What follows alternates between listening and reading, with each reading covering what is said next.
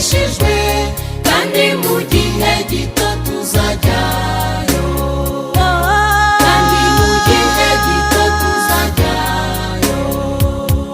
Twegereye uwo murwa wera uri hafi turawitegeye, inuma zaho ziraguguza numva, inuma zaho ziraguguza numva. Reka dusenga Imana. Mana Data wa twese uri mu ijuru, turagushima mu izina rya Yesu Kristo umwami. Turagushimira kuko rewe waturinze mu ijoro rya none no mu bindi bihe tukaba tubyukiye imbere yawe kugira ngo dusome ijambo ry'Imana, abari hirya no hino baryumve. Na niyo mpamvu ryashyizweho no kugira ngo abantu baryumve hanyuma baryizere, nyuma ho ribakize, ribahindurira Imana yacu kuba abami n'abatambyi kandi bazima mu isi. Turagushimiye kuko utugirira neza kuri bariya bose bagiye kumva ijambo ryawe, kandi utugirire neza natwe abagiye kurivuga, kugira ngo twese ritugirire akamaro mu izina rya Yesu umwami wacu, amen. Tugiye gusoma ijambo ry'Imana hano mu gitabo cy'Itangiriro ibice 12 umurongo wa mbere. Aravuga ngo Uwiteka ategeka Aburahamu ati, va mu gihugu cyanyu usige umuryango wanyu n'inzu ya so, uje mu gihugu nzakwereka, nzaguhindura ubwoko bukomeye, nzaguha umugisha, nzogeza izina ryawe, uzabe umugisha, kandi nzaha umugisha bakwifuriza umugisha, kandi uzakuvuma nzamuvuma, kandi muri wewe nimwe imiryango yose yo mu isi izaherwa umugisha, amen.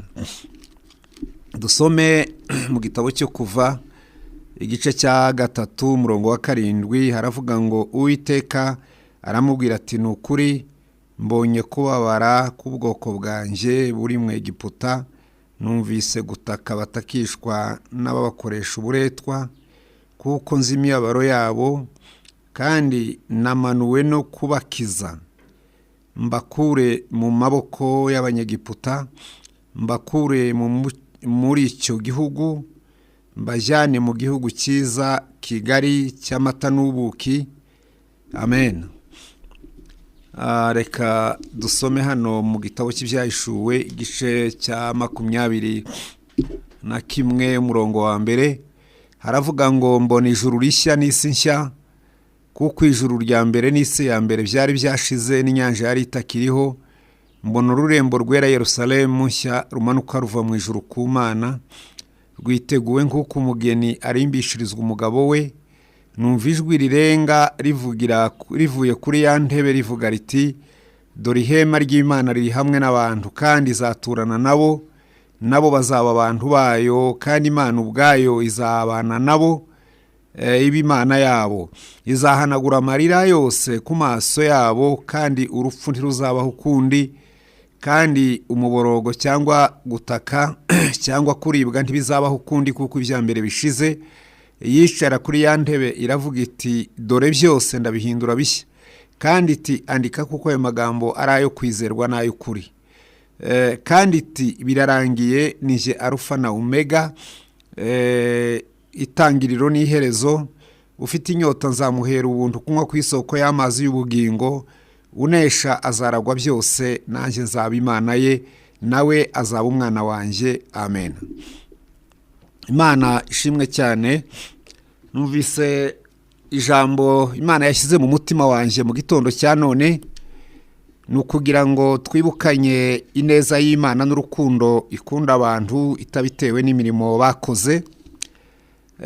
Usomye hariya mu gitabo cy'Abaroma ibice cya 3 n'umurongo wa 23, hazavuga ngo kuko bose bakoze ibyaha ntibashyikira ubwiza bw'Imana, nyamara ngo batsindishirizwa n'ubuntu bwayo, Imana ibubahereye ubusa kubwo gucungurwa kubonerwa muri Kristo Yesu.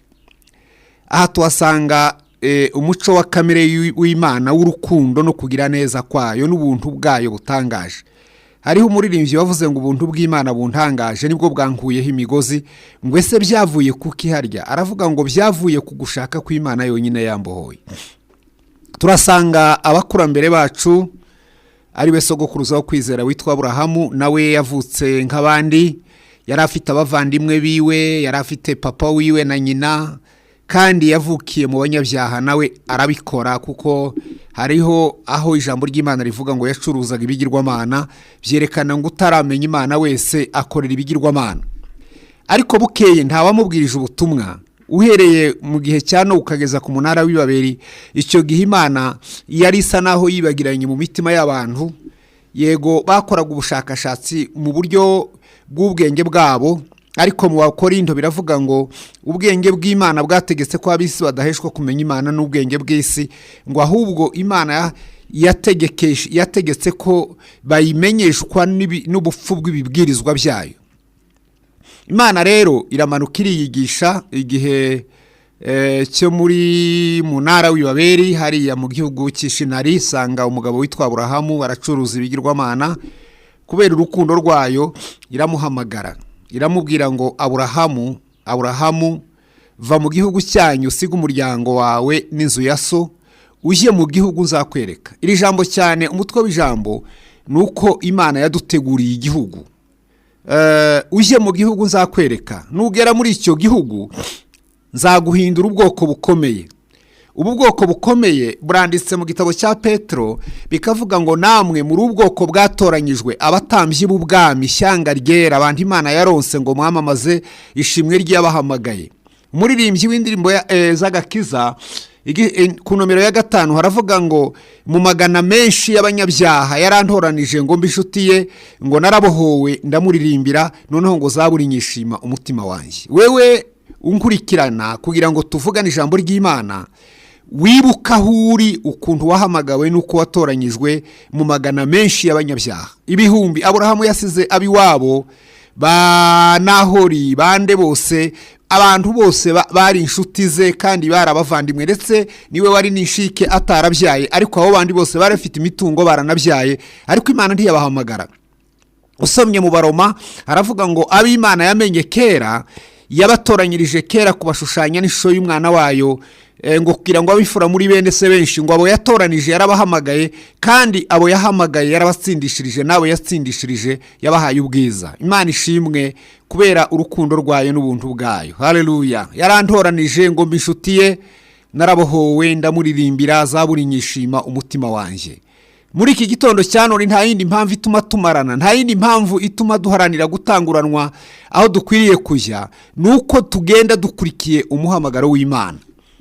Iramubwira ngo nzaguhindura ubwoko bukomeye. Ubwoko bwakijijwe n'ubwoko bukomeye. Baramu yarabuvuze ngo n'ubwoko butuye ukwabwo ntibuzabarwa mu mahanga. Ngo ese ninde wabara igice cya 4 cy'ubwoko bw'Isirayeli, ngo cyangwa ninde wabara umukungugu w'Abayakobo? Yavugaga uyu mukungugu ngo n'abantu bo muri Isirayeli bari barapfuye bizera Imana, ntitwamenye umubari wabo. Abari bakihari nabo kandi igice cya 4 n'abantu bari bizeye Yesu. Aravuga ngo ninde wabara igice cya 4 cy'ubwoko bw'Isirayeli, ngo cyangwa se ninde wabara umukungugu w'Abayakobo? Nta wababara n'ubwoko butuye ukwabwo. Bagira igitabo cya statistike cyabo banditsemo mu gitabo cy'ubugingo.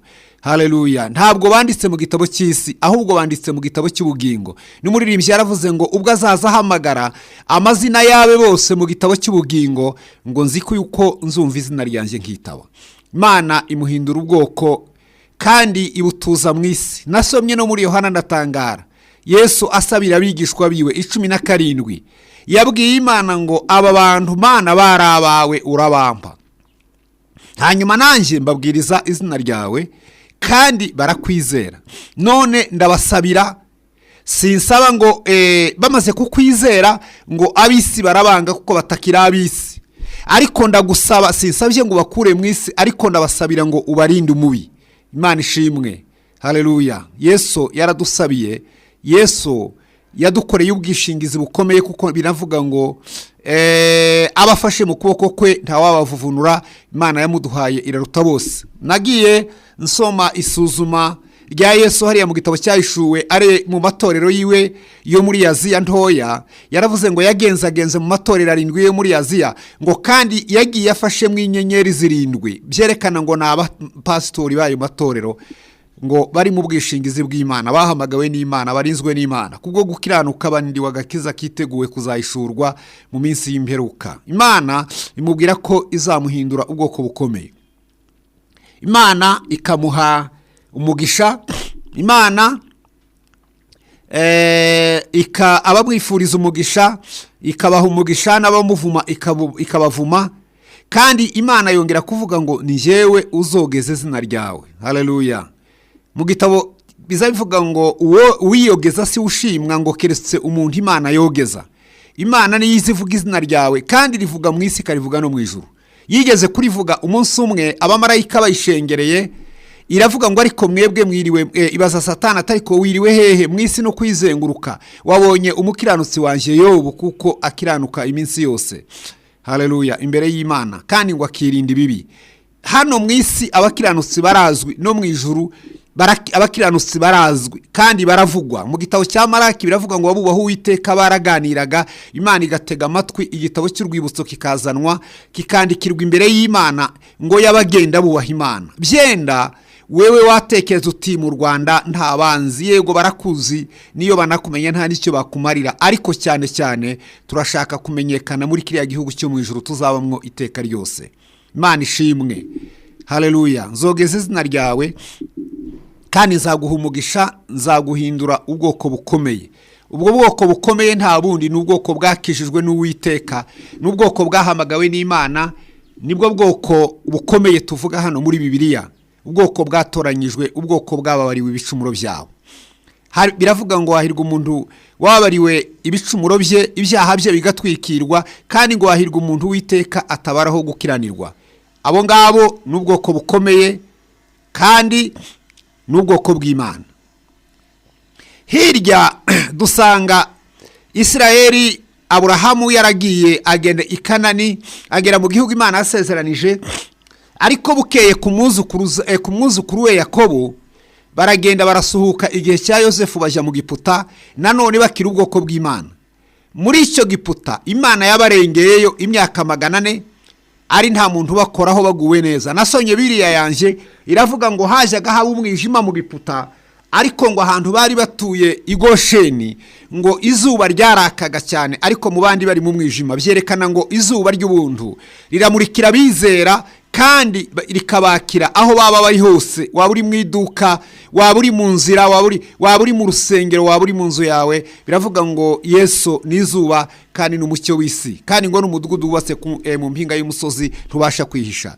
Yo haleluya. Abanyabyaha bagendera mu mwijima, ariko twebwe abakijijwe tukagendera mu mucyo iteka ryose, kandi ngo ni mu mucyo w'ubugingo. Baragenda bagirayo imyaka 400, Abanyegiputa batangira kubarenganya no kubatoteza no kubakoresha iby'uburetwa. Ariko Imana yongera kumanuka, isanga umugabo witwa Mose aragiye intama ku musozi wa Horebu. Aravuga ngo numvise gutaka kw'Abisirayeli, nabonye n'uburetwa Abanyegiputa bakoresha, kandi ngo nzi imibabaro yabo, ngo none namanutse. Haleluya. Ngo nje kubakiza amaboko y'Abanyegiputa, kandi ngo mbakureyo. Imana imandurwa no kudukiza amaboko ya Satani, kandi yavuze ngo mbakureyo, mbakure muri icyo gihugu. Haleluya. Mbajyane mu gihugu kigari kirimo amata n'ubuki. Igihugu cyacu ni igihugu cyiza cyane, ni igihugu kigari kirimo amata n'ubuki. Yewe akamaro k'igihugu abantu bose barakazi, nta nubwo Imana yavuze ko ari pariseri. Inaha mu isi duhatanira kugira ngo mbone pariseri, mbone isambu, mbone ifamu, ariko Imana yabwiye Aburahamu, ibibwira na Mose, ibisubiyemo iravuga ngo namanutse ngo nje kubaha igihugu. Igihugu uhawe igihugu buhawe umugisha, kirimo amasoko y'amazi, kirimo ibiti, kirimo imisozi utuyeho, kirimo ahantu uragirira amatungo. Ako ni akamaro k'igihugu cyo mu isi, ariko cyane cyane turajya kuvuga kiriya gihugu cyo mu ijuru. Haleluya. Kuko umuririmbyi yavuze, aravuga ngo igihugu cyiza kiradutegereje mu ijuru, kandi ngo kizicarwamo n'abatowe na Yesu. Umva niba abandi bahamagawe batoranijwe, kandi ngo iminsi turimo niyo nayo irahitana ingoga, ariko ngo uwihangana azaragwa icyo gihugu. Imana iravuga ngo yamanutse. ntabwo yatumye uwundi muntu ngo aje kubimura, yaje kubakura muri icyo gihugu cya Egiputa ngo ibajyane mu gihugu Kigali. Mu gitabo cyo Gutegeka biravuga ngo igihugu mugiyemo ngo ntabwo kimeze nk'icyo mwari mutuyemo. Haleluya! Ngo ni igihugu kiza kigusha imvura ngo uhereye mu ntangira y'umwaka ukageza mu wundi nta butayo bubayo, hariho imigezi n'ibidendezi by'amazi. Imana ishimwe. Haleluya! Nta nzara ibayo, barahagijwe, nta nyota ibayo, hariho isoko, nta rukumbuzi habe n'irungu, nta ndwara ibayo, ni bazima pe, nta nabagipfa babaho iteka ryose. Niko abaririmbyi baririmbye mu ndirimbo zo gushimisha. Imana ibwira Mose ngo icyo gihugu ugiye kujyamo ngo ni igihugu Imana ishobora kuvubira imvura, ngo ni igihugu kirimo amasoko, ni igihugu Uwiteka ahanze amaso, ahora areba, arindira umutekano, nta muntu wakinjiramo ngo aze kurogoya umutekano wawe, kuko ni igihugu wahawe n'Imana. Imana ishimwe cyane. Haleluya! Twongera gusoma hano mu gitabo cya Yosuwa ibice cya 2 umurongo wa 8. Imana yongera kuvuga icyo gihugu ibivugiye mu mugore witwa Rahabu w'amaraya, ubwo Abisirayeli bavanga mu Giputa bageze mu butayu bwa Parani Kadeshi Baruneya. Yosuwa yohereza abantu kujya gutata igihugu, ariko noneho ngo baragenda binjira mu nzu y'umugore witwa Rahabu w'Yeriko, ngo arabakira. Niko n'umuririmbyi wavuze w'Umuswahili aravuga ngo na Rahabu wa Yeriko alipokea wapelelezi, aliepuka maadui, kumbe ni watu wa Mungu. Noneho ngo arabakira, agira ngo nabatasi, ariko asanga n'abantu b'Imana, abajyana mu cyumba cyo hejuru, abahisha bari bagiye kujya kubica, maze nijoro ngo aje kubataramira. Haleluya! Ngo ababwira inkuru nziza cyane. Imana ishimwe. Haleluya! Arababwira ngo twumvise inkuru zanyu mukiva mu Giputa, birazwi urugendo rwacu duhaguruka tujya mu ijuru, n'abadayimoni bararuzi na Satani raruzi, niyo mpamvu ihora iturwana. Twumva kuko mwambutse inyanja itukura, ababakurikiye bakarengerwa. Twumva ko mwageze kuri Refidimu mugatsinda Abameleki. Twumva ko mwatsinze abami baba Moabu, Sihoni na Ogi, abami b'Imoabu.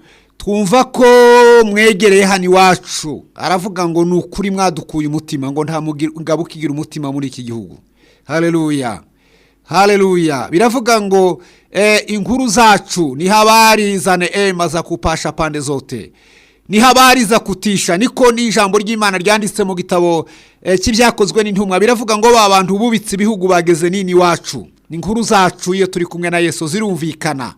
Niko n'abaririmbyi baririmba baravuga ngo mugume ku birindiro no ku gicaniro, imirindi y'umwami turayumva mu mwuka. Imana ishimwe. Turi kumwe na Yesu havuga imirindi ikomeye cyane, n'imbaraga zikomeye zimwe zakanze Abamidiyani kubera ibibindi bya Gideyoni n'ibimuri n'amagondera. Baravuga ngo Gideyoni aratwishe iwe n'Uwiteka. Nibuka n'umuhungu witwa Yosiya, witwa Yonatani mwene Sawuli, umunsi yarwanaga n'Abafilisitiya, ngo ahagurutse ahagaze muri ruriya rutare, ngo yarasimbutse mu kibanza cy'umurima, ngo ahicira nk'abantu 20 we n'uwari umutwaje intwaro. Biravuga ngo isi hinda umushitsi, no mu misozi yacika igikuba, no mu rugerero ngo abantu barahunga batangira gusubiranamo bavuga ngo Yonatani aratwishe kuko yari kumwe n'Imana. Iyo turi kumwe na Yesu tugira imbaraga cyane zinyeganye z'isi. Niko uyu mugore Rahabu yabwiye aba batasi, aravuga ngo nukuri nta muntu mutakuye umutima, ngo none Imana yanyu ibahaye igihugu. Haleluya! Imana ishimwe. Oh haleluya! Ni Imana yo mu ijuru hejuru no mu isi hasi. Oh haleluya! Niko na Yesu amaze kuzuka yavuze mu butumwa bwiza bwa Matayo, yaravuze ngo nahawe ubutware mu ijuru no mu isi, ngo none ni mugende mu bihugu byose muhindure abantu bose kuba bigishwa banje, abizera mu babatize mu izina rya Data n'Umwana n'Umwuka wera. Byerekana ngo Yesu ijuru n'isi nibyiwe. Niko Rahabu yababwiye ngo Imana yanyu ni Imana yo mu ijuru hejuru, kandi ngo no mu isi hasi, ngo niyo Mana ibahaye igihugu ngo muzakibemo, igihugu cy'Ikanani n'ingerero no ku nkengero zacyo hose. Yari yarakeretse Mose akiri hariya mu mpinga z'imisozi ya Pisiga, iramwereka ngo imbibi z'igihugu cyabo, iramubwira ngo kiriya ni igihugu cyanyu n'abasezeranije. Imana ishimwe. Haleluya! Niko Imana yabwiye Rahabu ngo Imana ibahaye igihugu. Imana yatugeneye igihugu. Imana ntabwo yatugeneye pariseri, Imana ntabwo yatugeneye akuzi kamwe, Imana ntabwo yatugeneye intara, ahubwo Imana yatugeneye igihugu cyiza cyane. Imana ishimwe. Yaduhinduye n'ubwoko bukomeye, yaduhaye n'umugisha. biravuga ngo abiringira kwizera baraganwa umugisha n'Aburahamu wizeraga. Kandi biravuga ngo hariya nitwanesha, biravuga ngo azabwira za ntama ngo nimuze mwebwe abo datahaye umugisha muraga ubwami bwabatunganyirijwe uhereye ku kuremwa kw'isi. Imana yatugeneye byiza cyane. Haleluya. Dushimira Imana kuko dufite igihugu Imana yadusezeranije. Usomye mu rwandiko rw'Abaheburayo biravuga ngo nubwo Aburahamu yari amaze kugihabwa, ariko ngo yabonye ikindi gihugu mwiyerekwa ngo kigeretse hejuru y'icyo. Haleluya. Imana ishimwe. Mu Baheburayo 11 ibice n'umurongo w'9 biravuga ngo amaze kugera muri icyo gihugu cy'Ikanani. Haleluya. Ngo yabaye umushyitsi n'umwimukira mu gihugu yasezeranijwe. Imana ishimwe. Ngo abana iyo na Isake umwana we na Yakobo bari mu mahema, ngo ntibabonye umwanya wo kubaka amazu, ngo kuko yategerezaga umudugudu wubatse ku mfatiro n'uw'Imana yubatse urema. Haleluya. Sifa kwa Mungu. Imana ishimwe. Aburahamu yahishuriwe igihugu n'Imana mwiyerekwa, abona igihugu kiri hejuru y'icyo.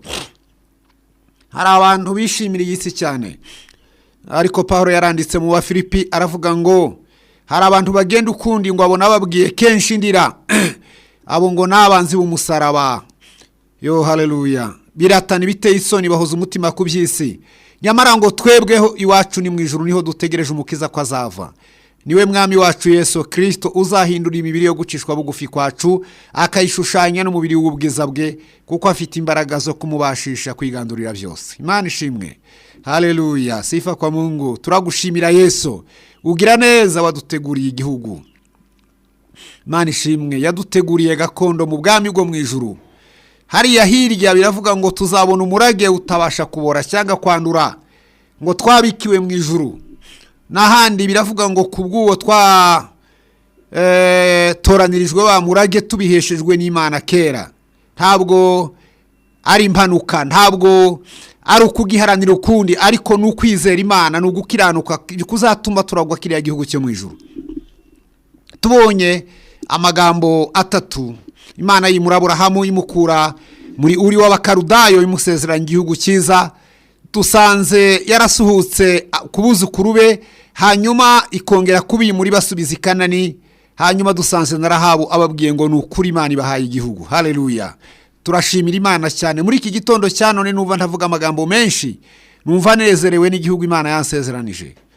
Hano mu gitabo cy'Ibyahishuwe noneho Yohana we aravuga ngo mbona ijuru rishya n'isi nshya, kuko ijuru rya kera n'isi ya mbere byari byashize n'inyanja yari itakiriho, ngo mbona ururembo rwera Yerusalemu rumanuka ruvuye mu ijuru ku Mana, kandi ngo rwarimbishijwe nk'uko umugeni arimbishirizwa umugabo we.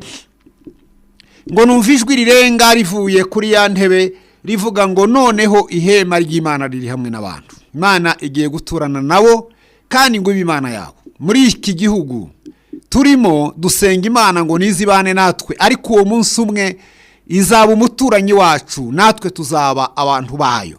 Biravuga ngo Imana izaturana nabo, ngo nabo baba abantu bayo n'ab'Imana yabo, kandi ngo izahanagura amarira ku maso yabo.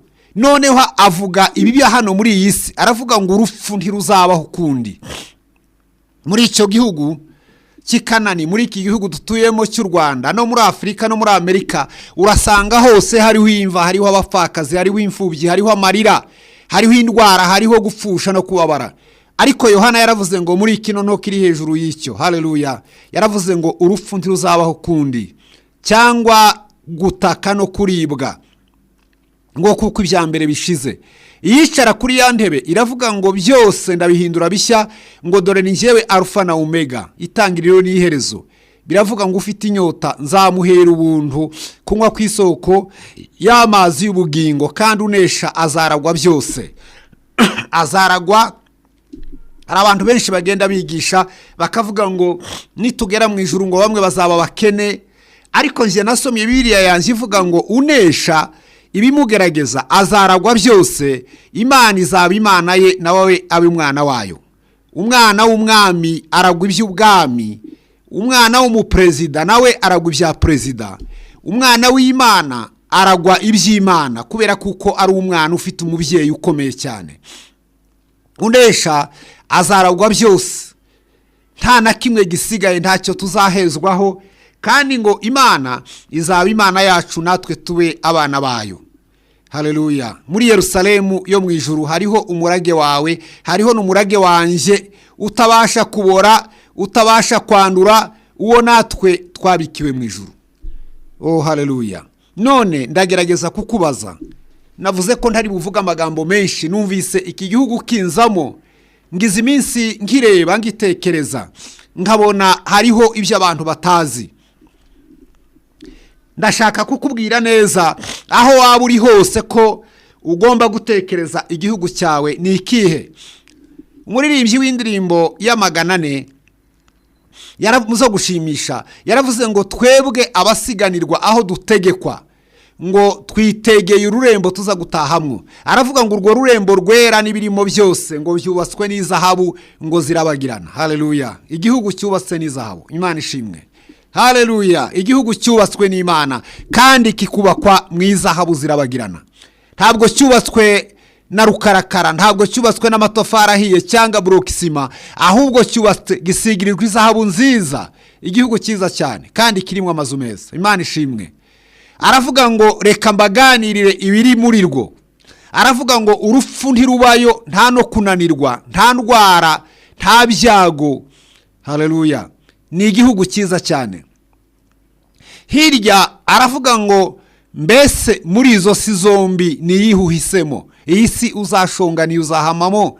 Aravuga ngo urwo rurembo rwera n'ibirimo byose byubatswe n'izahabu zirabagirana. Dusiga ibyino mu isi bitazahoraho, tureke iby'ingeso z'isi, za kamere y'umubiri. Hano mu byahishuwe Yohana yarabivuze, aravuga ngo hanze hazaba imbwa, abarozi, abicanyi, abasambanyi, abasenga ibishushanyo, umuntu ukunda kubeshya akabikora, uwo muntu ntiyibwire kuko agira umugabane muri Yerusalemu yo mu ijuru. Haleluya. Kandi biravuze ngo muri rwo ntiyazinjiramo ikintu gihumanye, Imana ishimwe, cyangwa se gihumanya, ngo keretse abanditswe mu gitabo cy'ubugingo cy'umwana w'intama watambwe uherewe ku kuremwa kw'isi. Ni igihugu cyera cyane. Haleluya. Ni igihugu gituwemwo n'abakijijwe. Hariho udutabo kimwe tumwe twasomaga kera twitwa ngo ni iwabo w'abakijijwe, ni iwabo w'abakiranutsi. Petero we yaranditse muri Petero wa 2 igice cya 3:13 aravuga ngo dutegereje ijuru rishya n'isi nshya, ibyo gukiranuka kuzabamo. Ngo none ubwo dutegereje ibyo, ngo dukwiye gusangwa mu mahoro tutariho umugayo cyangwa se ikizinga icyo ari cyo cyose. Uyu munsi ndakuburira wewe ukiri mu ngeso mbi kudafite umugabane.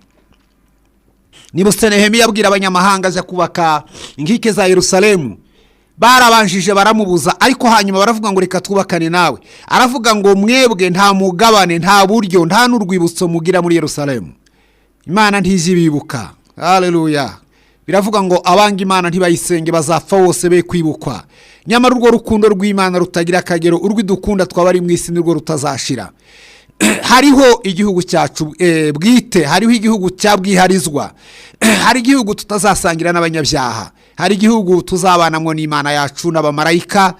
Yo ndetse umwanditsi w'Abaheburayo we yaravuze ngo twegereye umusozi Siyoni, ngo n'ururembo rw'Imana ihoraho nirwo Yerusalemu izamanuka iva mu ijuru, ngo twegereye iteraniro ry'abamarayika batabarika n'itorero ry'abana b'imfura banditse mu ijuru, ngo twegereye Imana umucamanza wa bose, twegereye ngo n'imyuka y'abakiranutsi batunganijwe rwose, ngo twegereye n'amaraso aminjagirwa avuga ibyiza kuruta ya Abeli.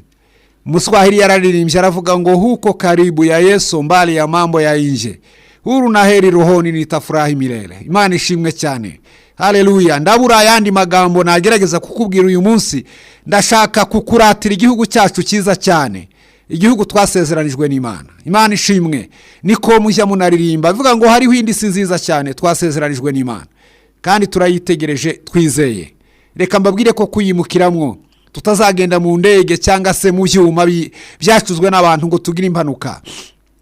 Wandikiye Abatesalonike ba mbere igice cya 4 umurongo wa 16 yaravuze ngo umwami ubwe, haleluya, ajya kwimura Aburahamu yari yiziye wenyine, yimura Mose mu Giputa yari yiziye wenyine, narahawe yaravuze ngo Imana ibahaye igihugu. Noneho aravuga ngo umwami ubwe azamanuka ava mu ijuru, amanuke aze avuye mu ijuru, arangurura ijwi rirenga ahamagara be. Muri Matayo narasomye ngo azatuma abamarayika bateranya intore ze mu birere bine by'ijuru, ngo uhereye impera y'isi ukageza n'impera yaryo. Biravuga ngo azamanuka ava mu ijuru, arangurura ijwi rirenga ngo rihamagara n'abapfuye. No muri Yohana biravuga ngo abapfuye bumva bazongera bumva ijwi ry'umwana w'Imana, kandi nibaryumva bazaba bazima, bazava muri ibyo bituro. Abapfuye bumva nabumva iki? Nabumvaga ijambo ry'Imana. Naho abaziba amatwi ntibumve ngo no gusenga kwabo ni ikizira imbere y'Imana. Ariko biravuga ngo azarangurura ijwi rirenga ahamagara abo kumpera y'isi, ahamagare n'abari kuzimu ngo nimuze. Haleluya, Imana ishimwe. Biravuga ngo hazaba hariho n'ijwi rya marayika ukomeye. Ari watwigishije mu ishuri rya Bibiliya, aravuga ngo iryo jwi rya marayika ngo azabaje kwirukana Satani hariya mu kirere. N'urya marayika Mikayeli wirukanye Satani ngo amusiga mu kirere, azabaje kuhamukura, noneho ngo ariho akorerwa ifete y'umwana w'intama. Noneho ngo hazabaho n'impanda y'Imana. Impanda y'Imana izavuga ngo umwami mushya arimye, nimuvuze ingoma, nimuvuze impanda, ubwami bw'Imana. Haleluya. Dusanga mu Byahishuwe ibice 19 ngira ngo no ku murongo nk'uwa 3 haravuga ngo bazatanga haleluya. Hari umwigisha wa Bibiliya yavuze ngo iyo haleluya ngo izatangwa imyaka 3. Bivuga ngo nimwishime kuko umwami Imana iri ku ngoma, kandi ngo tunezerwe twishime tuyihimbaze kuko ubukwe bw'umwana w'intama busohoye, umugeni wiwe akaba yiteguye, kandi ngo hawe kwambara imyenda y'igitare myiza irabagirana itanduye, ngo iyo myenda y'igitare ni imirimo yo gukiranuka yabera. Aravuga ngo hahirwa abatorewe ubukwe bw'umwana w'intama, kandi ngo ayo magambo nayo kuri kw'Imana. Muri ibyo bindirimbo arabunganira, aravuga ngo buzaba ari ubukwe buruta ubwo mu isi, ngo kuko buzatahwa n'abamarayika, kandi ngo bazaba bafite amasiko yo kureba uwo mugeni wa Yesu. Oh haleluya, Imana ishimwe. Umunsi tuzimuka, turaririmba ngo tuzimuka mu isi tugera iwacu aheza twubakiwe n'umukiza. Ku Mana yacu hariho amazu meza yubaka mu isuku tutarabona. Imana ishimwe. Yesu yaravuze ngo mugire morale, ntimuhagarike imitima, mwizere Imana nanjye munizere. Mu rugo rwa Data harimo amazu menshi, iyo abatarahari mbabwiye, kuko ngiye kubategurira hanyu, nzagaruka mbajyane iwanje ngo namwe muzabeyo. Bibiliya ntivuga amagambo y'amakomanteri yo kuryoshya no kubeshya. Tidushaka kwirike ibi kongera amagambo kuri aya ngaya Yesu yavuze. Biranavuga ngo uzayongera azongererwa ibyago, kandi ngo nuyagabanya azagabanyirizwa kuri wa mugabane w'igiti cy'ubugingo. Aya magambo impamvu tuyavuga tukayasubiramo akaturyohera, haleluya, na amagambo y'ukuri kw'Imana. Yaravuze ngo aya magambo nayo kuri kw'Imana. Haleluya. Mu gitondo cya none, yo haleluya, mvugiye hano kuri radio Umucyo ko hariho igihugu. Imana ishimwe. Haleluya. Icyakora sinzi umunsi tuzakimukiramo, ariko icyo nzi neza nuko tuzakimukiramo, nuko twasezeranijwe n'Imana. Haleluya. Nuko dufite amasezerano yacyo. Oh haleluya. Nicyo gituma tunezerewe, niyo mpamvu twishima, niyo mpamvu tugenda nishema, niyo mpamvu tugenda tunezerewe. Imana ishimwe. Haleluya. Yo niyo twapfa nta kibazo, niyo twarwara tukarwaza nta kibazo. Usomye mu Baheburayo ibice 11 n'umurongo wa 13 haravuga ngo abo bose bapfuye bakizeye, ngo batarahabwa ibyasezeranijwe, ngo babiroraga biri kure bakabyishimira, ngo bakavuga ko ari abashyitsi n'abimukira mu isi. Imana ishimwe. Haleluya. Ngo bavuga gutyo baba bagaragaza gakondo irushika igihugu kuba cyiza, ngo iyo bakumbura iyo bavuyemo baba barabonye uburyo bwo kugisubiramo, ariko ngo kuko bashaka gakondo yo mu ijuru, ngo niyo mpamvu Imana idakorwa n'isoni zo kwitwa Imana yabo, ngo kuko yabiteguriye umudugudu. Haleluya. Imana ishimwe. Ndareba ibihugu byo mu isi, abantu baratwarana cyane kugira ngo bagire ubutaka, abantu bararwana mu buryo bushoboka bwose, kandi kubaho nta gihugu n'ukunyagwa zigahera. Ariko ubonye igihugu bubonye umugisha wa mugani. Ariko Yesu yaduteguriye igihugu, amena amaraso yo kumusaraba. Njyewe Jonasi ntegetswe kumwizera, ntegetswe no kwirinda ibyaha, ariko yaramfiriye. Muririmbyi w'indirimbo zo gushimisha yaravuze ngo yanteguriye gakondo mu bwami bwo mu ijuru, yaramfiriye ku musaraba, yanteguriye gakondo mu bwami bwo mu ijuru. icyo asaba ni ukumwizera no kwirinda ibyaha, hanyuma ubwiwe we icyo gihugu yakiguze amaraso ye, angura amaraso ye, yanteguriye gakondo mu bwami bwo mu ijuru. Imana ibane natwe kandi Imana ibane iduha umugisha mu gitondo cya none. Twibuke tunezerwe. Pawulo yaravuze ngo mwishime iminsi yose, nongeye kubivuga ngo mwishime ineza yanyu imenywe n'abantu, umwami Yesu ari bugufi. Reka mbabwire abapfakazi mu numva, nta yindi morali babaha, nta kundi bababwira amagambo y'amashyengo. Nimutegereze Yesu azagaruka, muruhuke ahanagura amarira. Namwe mwafubye mwe, namwe mwabakene mwe, namwe mwabarwayi mwe, ariko bizera Imana. Nimutegereze Yesu azagaruka n'igisubizo cy'ibibazo byose, kandi azatujyana mu ijuru. Imana iduha umugisha. Navuze ngo ntabwo ari parisera, ahubwo ni igihugu cyiza, kandi biravuze ngo Kigali, ngo kandi kirimo amata n'ubuki. Ibyo tuzarya, Pawulo yaranditse aravuga ngo iby'amaso atigeze areba n'iby'amatwi atigeze yumva, ibitigeze byinjira mu mutima w'umwana w'umuntu, ngo ibyo byose Imana yabyiteguriye abayikunda, ngo ariko ngo yabiduhishurishije umwuka wayo, ngo kuko umwuka arondora byose, ndetse ngo n'amayoberane y'Imana. Imana ibane natwe kandi Imana iduha umugisha, kandi guha umugisha wewe wumvaga aya magambo. Kandi abaswahili bazavuga ngo ujitahidi, witegure cyane, ujitahidi kuingia mji mutakatifu, use nkaho umuntu uzakigeramo. Haleluya. Nigeze nsoma igitabo cy'umugenzi cy'umugabo umwe ngo watumbiriye mu ijuru, ngo afite igitabo ngo cyanditseho amategeko y'ukuri, kandi ngo yarateye ibyisi umugongo, ngo ahagaze nk'uwinginga abantu ngo nibinjire muri kiriya gihugu arimo areba. Urareba isi, urareba ibiyirimo, urareba ibizungerezi, urareba iterambere. Yego ni ryiza, ariko cyane iterambere ryiza ry'umugingo ni ukuzareba Yesu agarutse, tukajya kwimana nawe mu gihugu cyo mu ijuru. Imana ibane natwe kandi Imana iduha umugisha ku bw'ayo magambo. Amen. Mana data wa twese uri mu ijuru, turagushimira mu izina rya Yesu. Haleluya. Icyo gihugu ntacyo twakigura.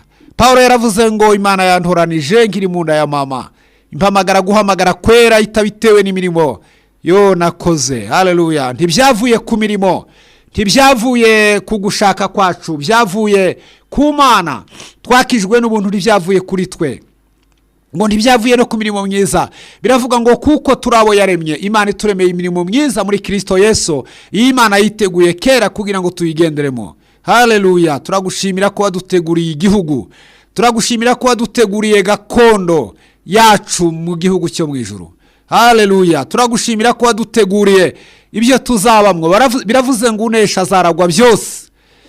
Nibuka ko Yohana yabonye uruzi rw'amazi y'ubugingo rutembera mu nzira nyabagendwa.